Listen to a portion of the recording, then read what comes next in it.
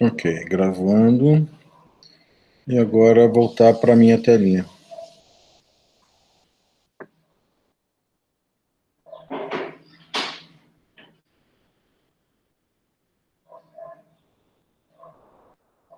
Ok, para mim entrou. Espero que para vocês também. Sim.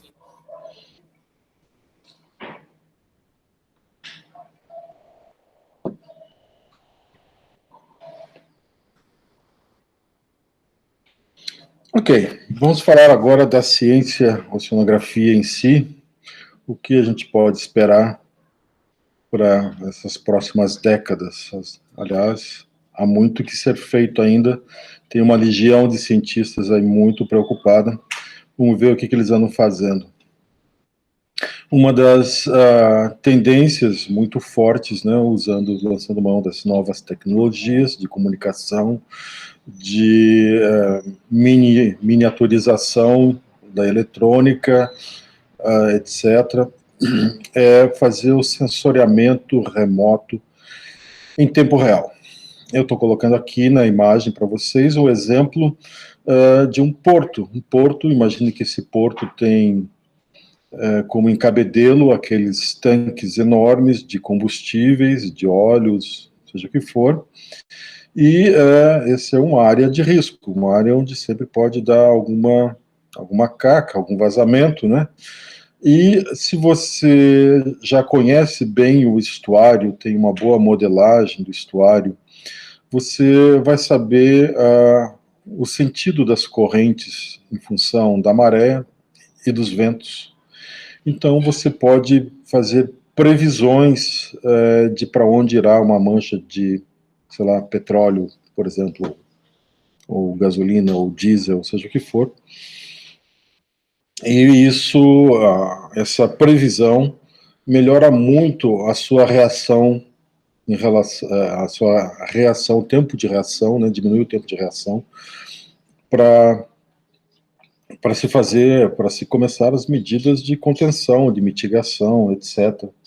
Então, nesse exemplo aí, acontece um vazamento e pela quantidade de combustível que pode ser estimada pela altura, a quantidade de óleo acima do nível do mar, ou que está ali aquela bolha, aquela lente, né?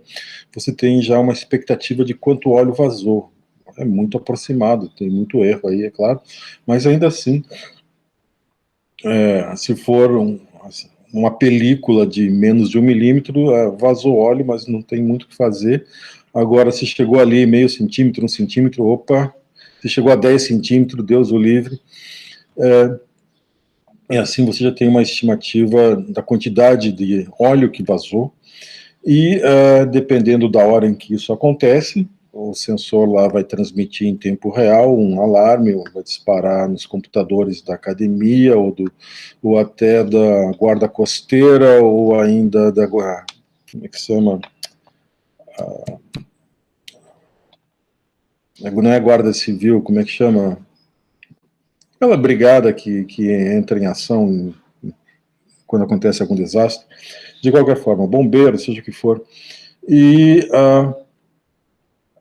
aí os, os computadores que vão analisar esses dados e quase instantaneamente vão te dar uma projeção do que vai acontecer com essa mancha de óleo, se a maré estiver subindo, se estiver descendo, e aí você já pode enviar a guarda civil, seja o que for, para o lado certo. Olha, aquelas praias que estão ali do lado direito ou do lado esquerdo, conforme o caso, vamos lá, vamos interditar, tirar as pessoas da praia, tirar os barcos de pesca da água, não pode mais pescar ali, coisa e tal, e vamos mandar os barcos que fazem a contenção de óleos e outros poluentes que flutuam, né, sobre nadantes, na direção certa. Então, otimiza muito a operação de,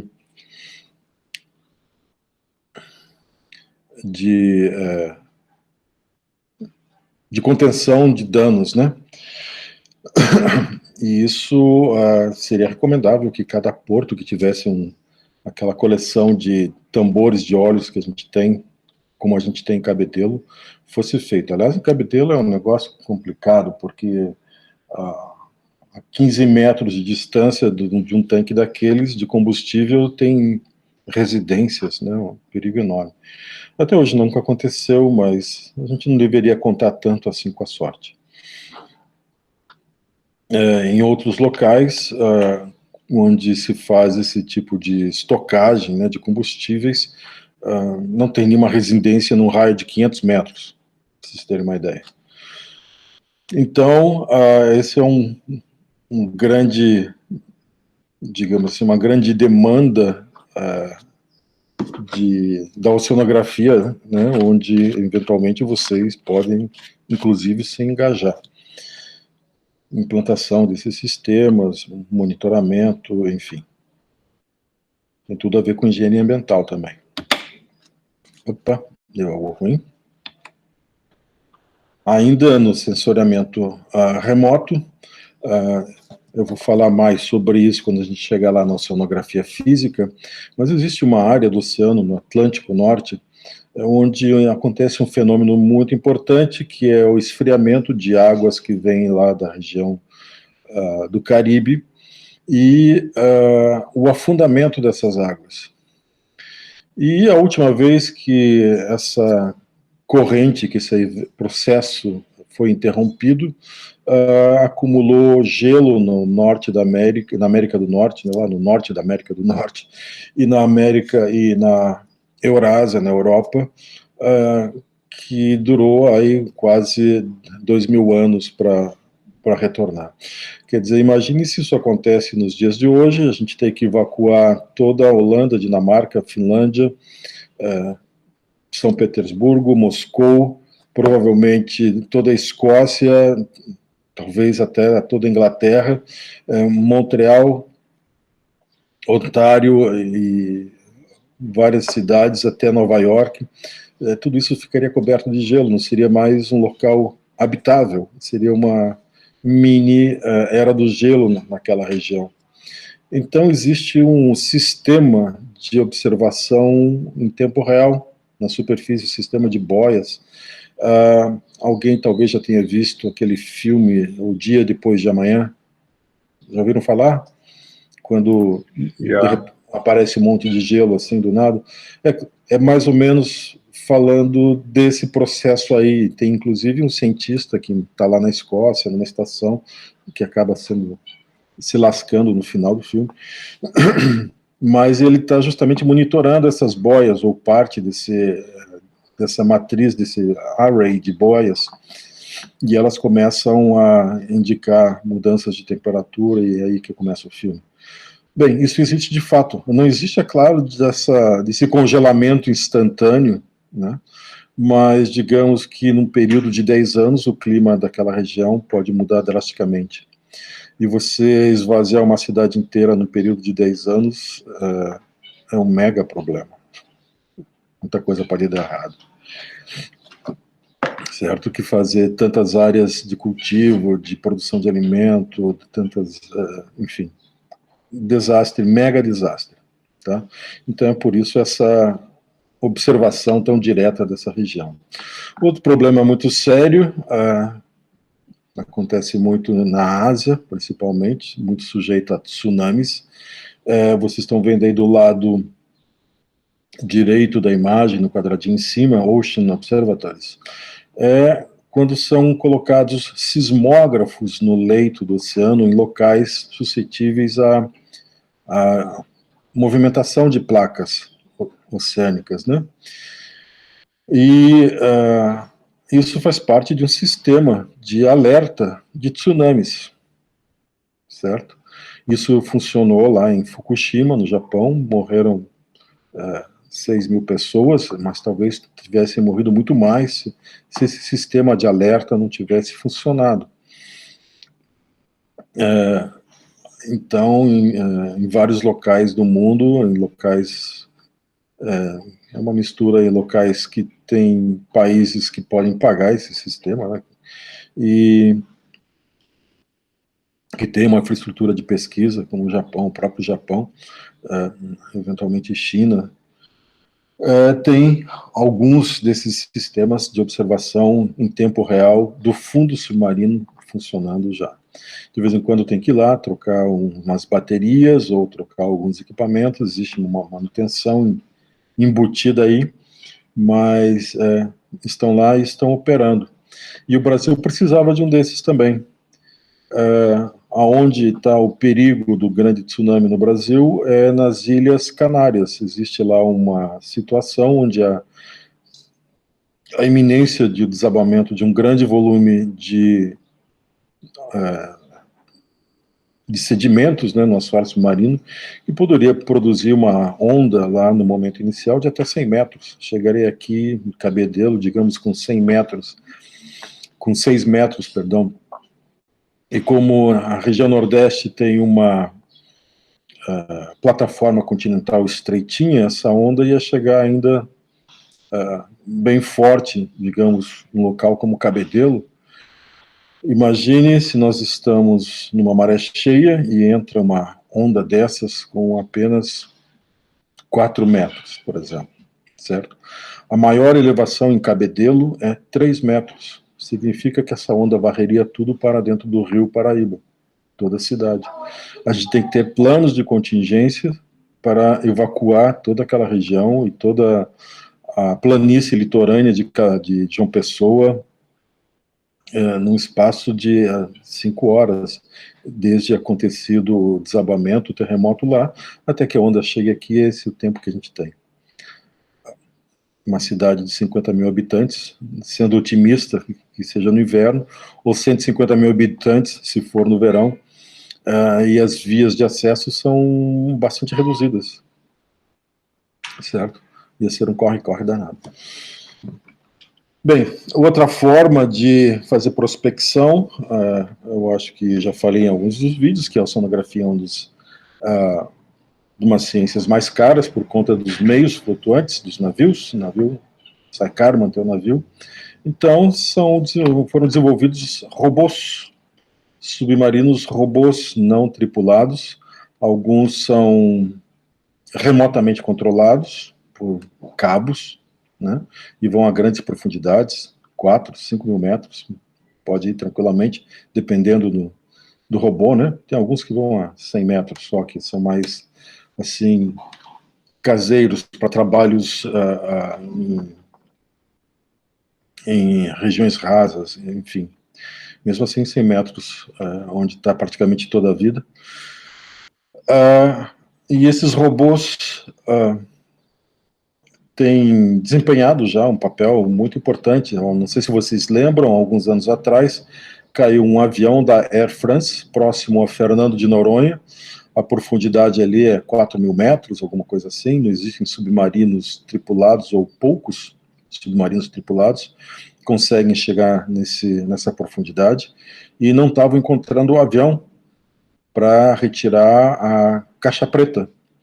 Então, o que a Marinha Francesa fez? Lançou mão desses submarinos da imagem, o Remus, e eles são equipados, aliás, você equipa com o que você quiser, mas no caso deles com sonares de varredura, e foi um desses, você programa eles para fazerem um certo trajeto, varrendo toda aquela área.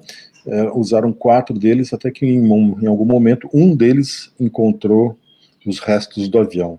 Encontraram os corpos, a caixa preta, graças a esse tipo de equipamento, muito utilizado na sonografia. O que é bem legal, imagine, nós aqui na Paraíba, que não temos muita grana para manter um navio, mas poderíamos ter um torpedinho desses, botava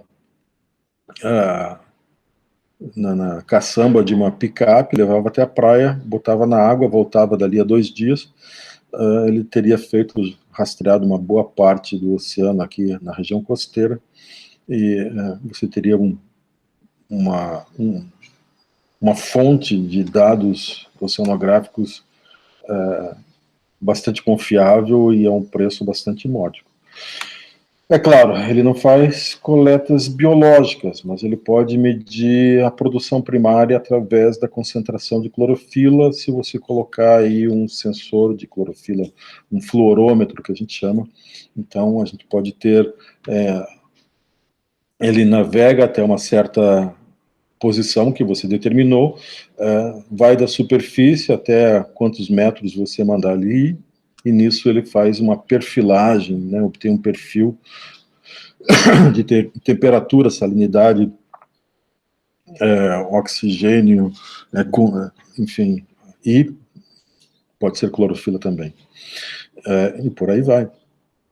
Esse REMUS já está um pouquinho passado, eu vou explicar por quê. Esse aqui são outras formas de você observar a superfície do oceano com mais detalhe do que um satélite poderia, né? Que são dirigíveis e blimps. Esse dirigível produzido na Alemanha, eu tenho inclusive um colega alemão que estava com um projeto para estudar o Mar Báltico usando um dirigível desse. Você programa o piloto automático de bordo, aperta o botão e ele fica paradinho lá no lugar, esperando, compensando os ventos, enfim, e você consegue fazer, por exemplo, a variação de alguns parâmetros, e são vários parâmetros que você consegue obter através simplesmente da reflexão da luz solar de uma grande área com maior precisão do que faria o satélite, que está muito longe, muito alto, né? Existem os dirigíveis e existem também os blimps, que são esses balões que não são tripulados e são presos a um navio ou ao solo, e eles poderiam... Imagine, a gente prende um desses aqui na frente da ponta do Seixas, certo? Ele fica lá o dia inteiro medindo a altura de ondas por semanas. Você pode fazer isso verão, inverno, primavera, outono, com um preço muito menor do que usando um navio, e ia ter um clima de ondas bem preciso ali. Isso ajudaria na hora de conter a erosão nas praias aqui da região, por exemplo, né? Que estruturas a gente vai precisar? Mas são pouco usados. A gente está indo mais para outra linha. Aqui, esse é um trabalho muito interessante. O custo de usar sensores que sejam boias ancoradas ou boias que ficam à deriva é que chega uma hora que as baterias se esgotam. E aí tem que ir lá, pegar um navio, botar a boia dentro do barco, botar outra com baterias novas, ou faz a troca de baterias lá mesmo, seja como for. Isso acaba encarecendo muito o trabalho. Então, o que esses pesquisadores de Oregon estavam bolando? Usar a digestão do plâncton ou do lodo submarino, que é rico em matérias orgânicas, para gerar eletricidade. E está funcionando. Já existem alguns sismógrafos colocados lá no fundo do mar que vão sugando, digamos assim, o lodo, e a partir de um processo semelhante a uma digestão, com liberação de elétrons, se gera energia.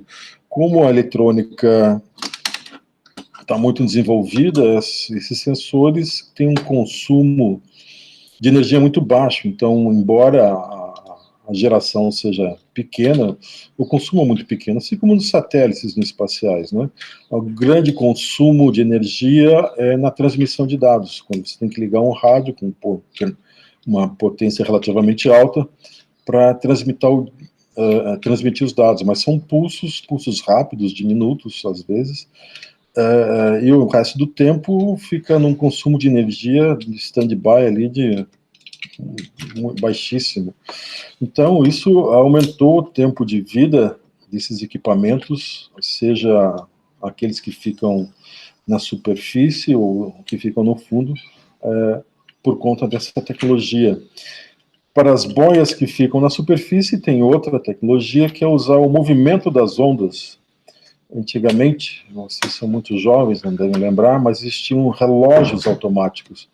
Eram relógios de ponteiro, assim, né? Não eram relógios digitais, e dentro eles tinham um disco, e esse disco era totalmente desbalanceado. Toda vez que você fazia assim, ou andava, ou qualquer movimento que você fizesse, aquele disco girava numa direção e outra, um sistema de engrenagens e catracas fazia girar um pequeno gerador dentro do relógio. Então, esses relógios não trocavam bateria. É uma pena que eles não existam mais. Poderiam durar, sei lá, uma existência inteira, dependendo da qualidade da bateria, né? Mas eles estariam produzindo energia suficiente para manter o seu funcionamento pelo simples movimento da mão da gente. Então, um sistema parecido está sendo montado em boias na superfície do oceano para fazer diversos tipos de medições, etc. Inclusive, existem boias que analisam plâncton. Eu, de certa forma, me orgulho de ter colocado um pequeno grãozinho de areia nesse carrinho de mão, que é usar métodos, desenvolver um método para um método quantitativo usando vídeo, né? Então isso foi transposto, coisa e tal, e é um sistema de inteligência artificial que consegue reconhecer certas espécies, pelo menos, né? Você ensina o computador, isso é um copépodo tal, essa é uma alga tal, e ele vai aprendendo e no final do dia transmite para você, olha, o plâncton do dia é esse aqui. Acabou o serviço de biologia oceanográfica, né? Seria maravilhoso ter um desses por aqui. Mas os preços ainda são bastante inacessíveis. Embora existam sistemas aí de códigos abertos, códigos livres, eu tenho acesso, inclusive, eu consegui algumas cópias, onde você usa um scanner de mesa para escanear uma placa de Petri ou uma cubeta retangular com o plâncton, e o software vai identificando e já vai fazendo uma tabelinha de quantidades de espécies. É maravilhoso, né? Bem legal. Eu acho que é possível, inclusive, usar os vídeos que eu já tenho gravados, pegando frames, alguns quadros desses vídeos e mandar esse software analisar. Eu não aprendi muito bem ainda, porque eu tenho que ensinar o software a identificar as espécies, né? E essa parte aí é mais complicada, eu não fiz ainda. De qualquer forma, essa tecnologia que está cada vez mais acessível também é possível. Isso aqui é fantástico, certo? Isso aqui é um Sea Glider. Glider é tipo um planador. E como é que ele funciona? Você já deve ter aberto um peixe, eventualmente, e viu que ele tem uma bolsa de gás, né? Uma bexiga natatória no interior do peixe. Qual é a função dessa bexiga? Ela tem paredes, alguma coisa musculosas, né? Então, quando o peixe quer ir para o fundo, ele contrai essa bexiga e o corpo do animal, como um todo, fica mais denso do que a água onde ele estava no momento. E ele vai afundando, sem esforço, sem maiores esforços, né? Além dessa pequena gasto de energia na contração da bexiga natatória. Se ele quer subir, ele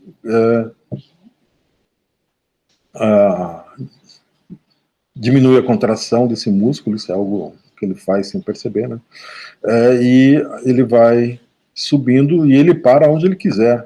Da mesma forma, mergulhadores com garrafa, né, scuba divers, tem um colete e ele pode equilibrar a quantidade de ar nesse colete para ficar paradinho num paredão assim. Quero subir no paredão, joga um pouquinho de ar no colete, sobe. Quer ir mais fundo, desce, certo? Você equilibra. Então, o que esse robô faz? Ele tem essa bexiga natatória, entre aspas, você lança ele na superfície, ele contrai essa bexiga, e ele vai planando, como um planador mesmo, certo? vai deslizando num ângulo bem suave, vai até a profundidade que você quiser, ou ele mesmo pode perceber a distância do fundo e daí descontrai aquela bexiga natatória e ele começa a planar, só que subindo. Pois bem, ele pode ficar semanas, meses, porque o consumo de energia é muito baixo. E um desses atravessou o Atlântico, foi solto na Inglaterra, em Plymouth, e chegou, eu não lembro agora o ponto de chegada, mas chegou nos Estados Unidos, atravessou o Atlântico. E eles têm um sistema para evitar colisões com navios, de tempos em tempos ele dá uma parada e vira com a cauda para cima, como vocês estão vendo na imagem, para transmissão de dados, daí limpa a memória e começa tudo de novo, e assim vai. O Brasil estava em vias de comprar 4 unidades dessa, mas daí veio 2016, 2018, o Instituto Oceanográfico nunca chegou a comprar, nem a Marinha do Brasil. É uma pena, era um equipamento muito legal para você ter na mão. E aí os sensores, você que decide o que você vai colocar lá dentro, né? Bem, essa são, digamos, sensores descartáveis. Eu fico até meio assim, ressabiado, puxa, eu com um desses aqui faria miséria, né? E os caras jogam fora, assim, aos montes. Tem um tempo de vida de 4 a 5 anos em mar aberto. E diferentes modelos, certo? Alguns só veem temperatura, salinidade, profundidade, outros medem também pH, oxigênio, a clorofila, medem também a luminosidade na coluna d'água, nitrogênio, nitrito, nitrato, etc. Tem alguns modelos diferentes, mas qual é o lance desse sistema Argus? Aí, para vocês terem uma ideia, diz que começaram a colocar esses flutuadores na água, a quantidade de trabalhos por ano tem explodido na área de oceanografia biológica, na área de produção primária, pelo menos, né? Da oceanografia física, ciências do clima, etc. E aqui um esquema de funcionamento dessa boia. Então eles lançam essa boia, a primeira coisa que ela faz é chegar a uma certa profundidade, geralmente, como está nesse gráfico, chega a 1000 metros de profundidade, certo? E fica ali, medindo por 10 dias. Daí ela vai até 2, dependendo, talvez até 6.000 metros, dependendo da área do oceano. A maior parte do oceano está a 3.500, do fundo do oceano está a 3.500 metros, por aí. E depois sobe numa subida controlada, não muito rápida, vai até a superfície e manda os dados via satélite para os computadores que caberão receber, né? E começa de novo um novo ciclo de 10 dias, tá? E nesse processo ele produz gráficos, perfilagens, né, do oceano, aí como vocês estão vendo, temperatura, salinidade, e a gente pode ir monitorando o oceano a grande distância, sem ter que ter um barco lá o tempo todo fazendo esse tipo de análise. Bem, o caso é que, no momento, nós temos aí umas 400, nesse dia, quer dizer, há 2 dias atrás, 3 dias atrás, esses aqui são os dados recebidos lá no sistema Argo, distribuído mundo afora. A gente tem um mapa do oceano em tempo real, de 2.000 ou mais metros até a superfície. A gente acompanha a temperatura do oceano, a gente acompanha a produção primária, fixação do nitrogênio, que é um dos poluentes resultantes da queima de combustível, né, amônio, etc., vira nitrato ou nitrito, e acaba se fixando no mar. A gente pode ver que mesmo em áreas internas, como aqui o mar da China, vou colocar aqui, ó, certo? Aqui está o Japão, aqui tem o mar Mediterrâneo, o mar Vermelho, porções do Ártico e até na Antártida, Península Antártica, aqui, todos esses lugares têm esse tipo de boia. Vão ficar aí funcionando.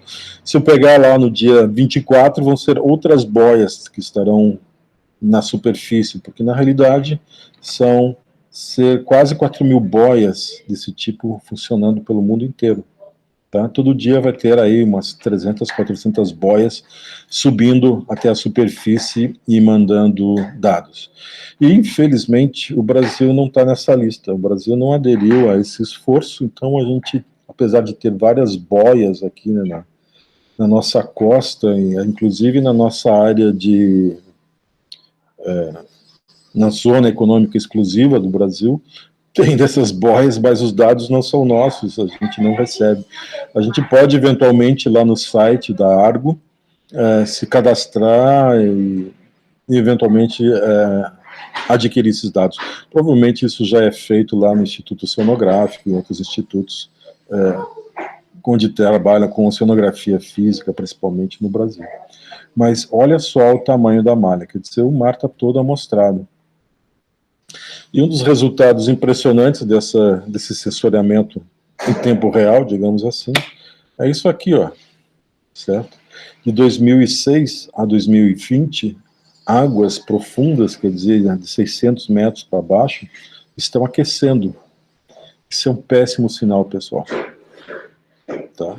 A energia acumulada nos oceanos vai demorar séculos para se dissipar, então aquela parte irreversível do aquecimento global é essa parte amarela aqui, ó. Inclusive corais de profundidade, corais que estão lá a 1.000 metros e que estão vivendo há 3.000 anos, tem dos indivíduos mais antigos do mundo são esses tipos de corais, estão morrendo, porque há 10.000 anos que o ambiente dele não se modificava, um ambiente absolutamente homogêneo, como se fosse assim, condições de laboratório, né, não muda nada, e de repente sobe meio grau, eventualmente tem ondas de calor de até 1 grau, e mata esses corais. Esponjas, enfim, esses organismos que nunca viram uma mudança de clima, né? E tá aí, é doloroso, esse é o legado da minha geração para vocês. Sinto muito. Ainda nessa área da oceanografia de clima e coisa e tal, os cientistas, legiões de cientistas estão se debruçando para fazer as previsões de como será o oceano com esse excesso de carbono oriundo da queima de combustíveis fósseis. E os quadros não são muito bacanas, variando aí de diminuição da diversidade de espécies, né, vai diminuir a diversidade, vai diminuir a adição, diminuir a produção primária, significa inclusive que vai ter menos oxigênio na atmosfera, vai diminuir pelo menos aí 1/4 da produção diária da produção anual de oxigênio vai ser perdida por conta do aquecimento global.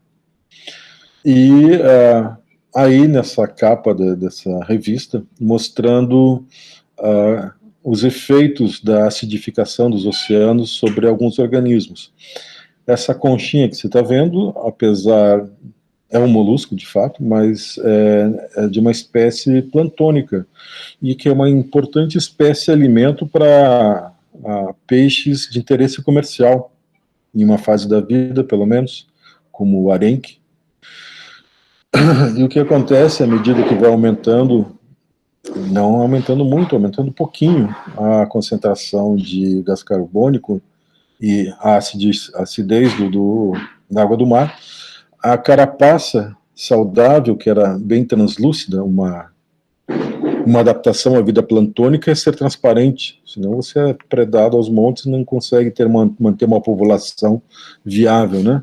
Ela vai se tornando leitosa, certo? E aí chega um momento que ela nem consegue ser formada por conta do metabolismo do carbono, do cálcio, no caso, que não funciona com pequenas variações na acidez da água.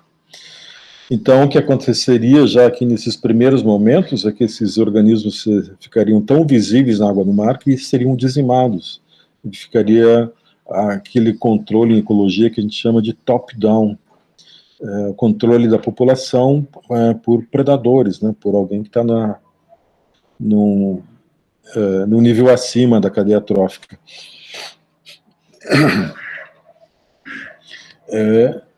E por aí vai. Já se sabe que pouquíssimas espécies de coral resistiriam à acidificação do oceano, quer dizer, 95%, 96% das espécies seriam extintas com a acidificação dos oceanos. E tem muito trabalho a ser feito ainda. Bom, isso aqui eu não vou nem falar, que isso era só uma piração, é quase anedótico, né? De um veículo de pesquisa que foi desenhado por eu não sei se eu coloquei o nome aí, mas que era para colocar aí não sei quantos pesquisadores, e esse veículo não tem uma hélice. Ele ia navegar por todo o oceano, dar a volta ao mundo, era proposta só usando ventos e correntes, certo? E não vale a pena. Olha, eu vou aproveitar e dar uma corrida aqui e a gente consegue terminar. Segure mais um pouco aí, pessoal. Que é o seguinte, uma das economias que gera muita receita mundo afora é o turismo, certo? E o turismo tem um potencial enorme de destruir os ambientes. Tem um poder enorme de acabar com tudo, certo? Mas também tem um poder enorme de ser o maior aliado do meio ambiente. Tudo depende de certas decisões, de como você vai fazer esse turismo, certo? Se você vai fazer um turismo de caça submarina, é diferente de fazer um turismo de contemplação, de fotografia. E o turismo de mergulho, aliás, é um turismo sofisticado, que rende muita grana e, inclusive, demanda hotelaria, porque, por exemplo, vem alguém lá de São Paulo numa sexta-feira, faz uma dormida no hotel, mergulha no sábado de manhã até 15 metros, faz um mergulho no dia seguinte até um navio, tem vários navios aqui na costa que são objetos do turismo, né?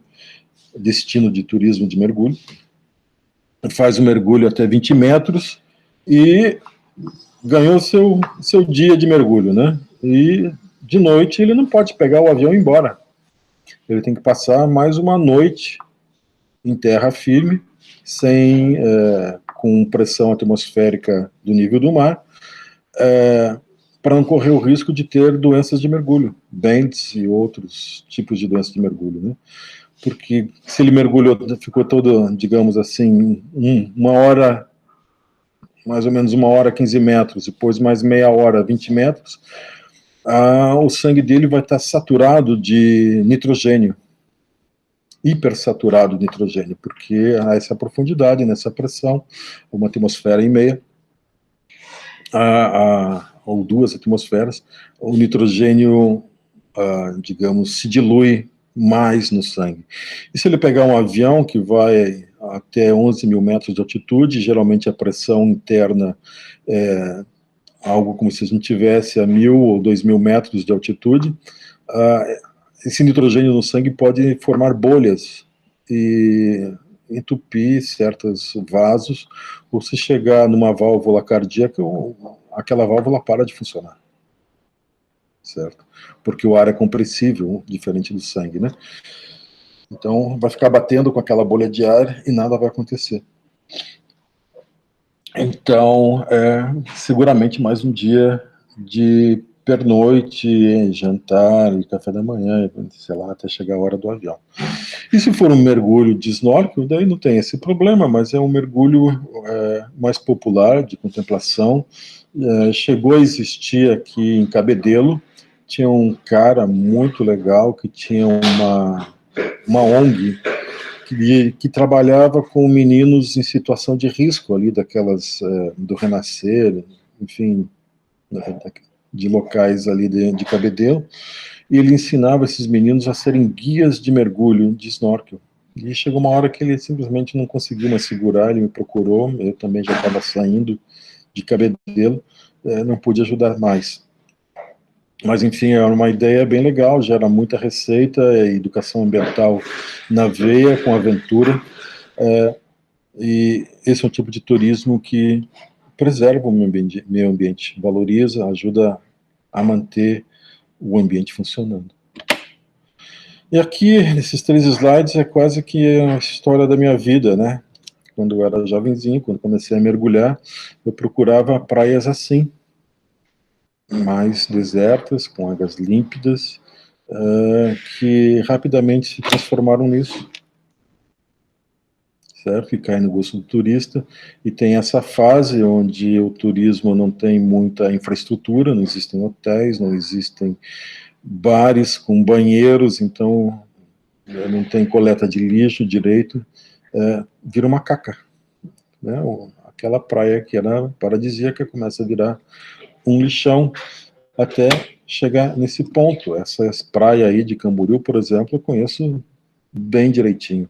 Em frente de Camboriú existem 4 ilhas onde eu praticamente aprendi a mergulhar. E o que aconteceu foi que a especulação imobiliária detonou a própria praia. Essa praia é diferente aqui de João Pessoa, quando chega... tem águas bem mais frias, tipo 16, 17 graus, e uma brisa fresquinha, quer dizer, se você sai da água do mar e vai para a praia, e essa praia está na sombra, no caso, na sombra dos edifícios, é frio de bater os dentes, certo? Então, a metade do dia, praticamente, ninguém entra na água, a menos que seja um verão, um daqueles dias de verão daqueles. E acontece também aí um outro processo que vocês devem ter visto aqui em João Pessoa acontecendo, né? Eu tenho fotos históricas aí de Cabo Branco, onde só tem choupanas caiçaras, né, onde os pescadores gaia guardavam seus apetrechos de pesca, eles mesmos não moravam em cima da areia, eles não são burros, moravam mais para trás, e daí vem o burguês, me vende essa caiçara aí, o cara vende na hora, porque dinheiro vivo, ele não gastou nada, usou palha, pau de mangue, coisa e tal, para construir, faz uma outra caiçara mais para trás, coisa e tal.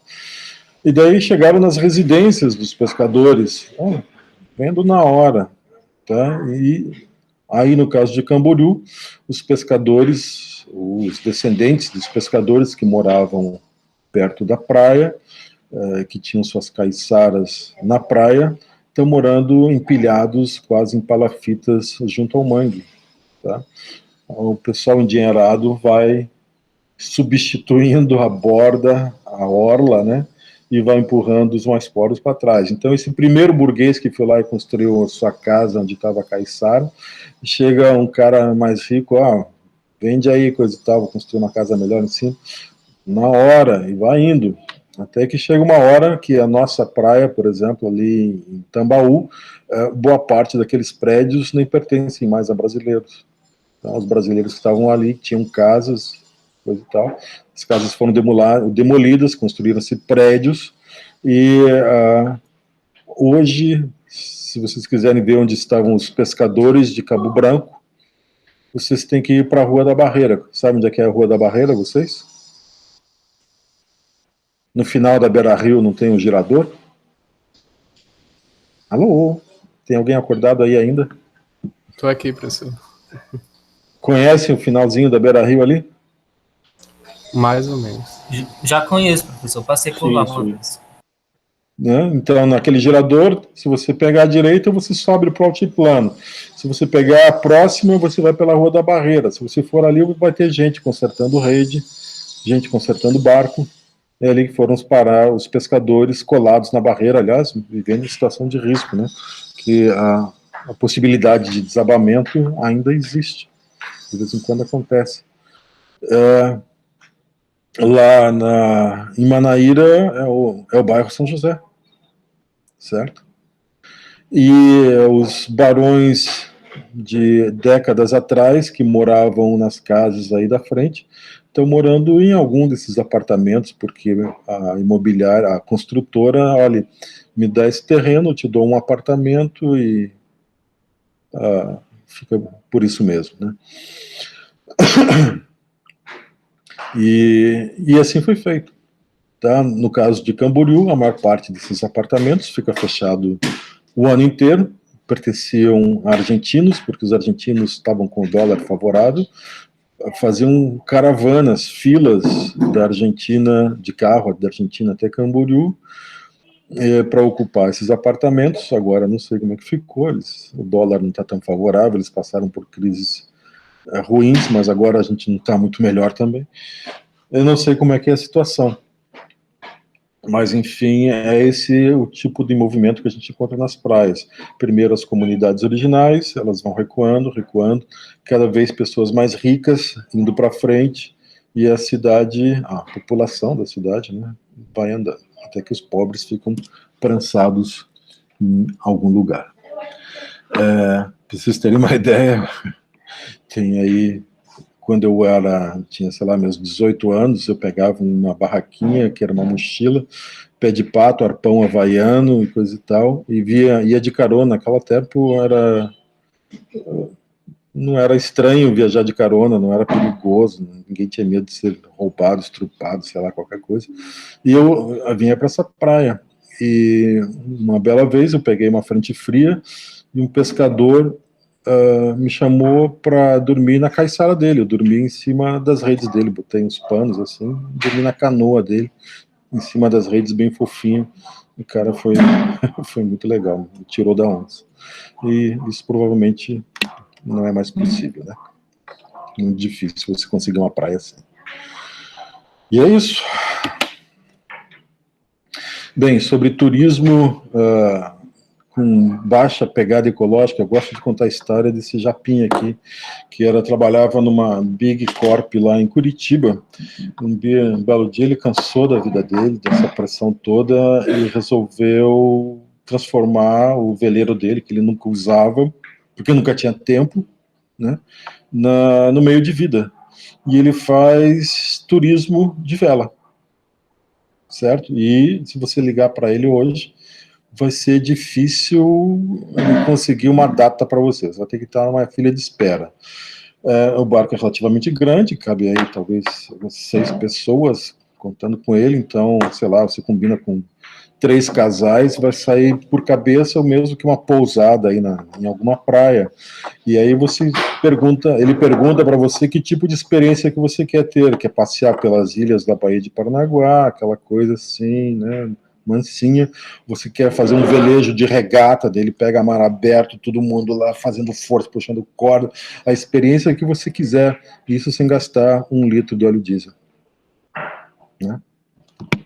Então, é por aí, existem várias possibilidades, eu espero que vocês abracem uma delas também. E é isso, pessoal, se vocês têm alguma pergunta, agora é a hora. Tá, tem um paraibano aqui que tentou, talvez através das minhas aulas, o filho dele, o parente, sei lá, falou disso, né? Ele tentou fazer isso.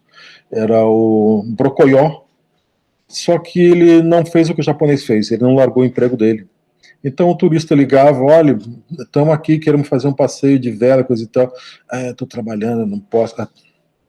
O negócio assim não vai para frente, tá? Acabou, ele desistiu. A última vez que eu vi o Brocoió estava em Mamanguape e não era operação de turismo. É uma pena. É uma pena, ele não abraçou a causa de direito, não teve coragem que o Japinha teve. E esse é o último slide, pessoal. Se vocês têm alguma pergunta ou comentário, agora é a hora, antes que eu encerre a nossa aula. Nada? Então tá, eu vou logo mais disponibilizar, eu já vou parando a gravação aqui. Vou disponibilizar o link para vocês.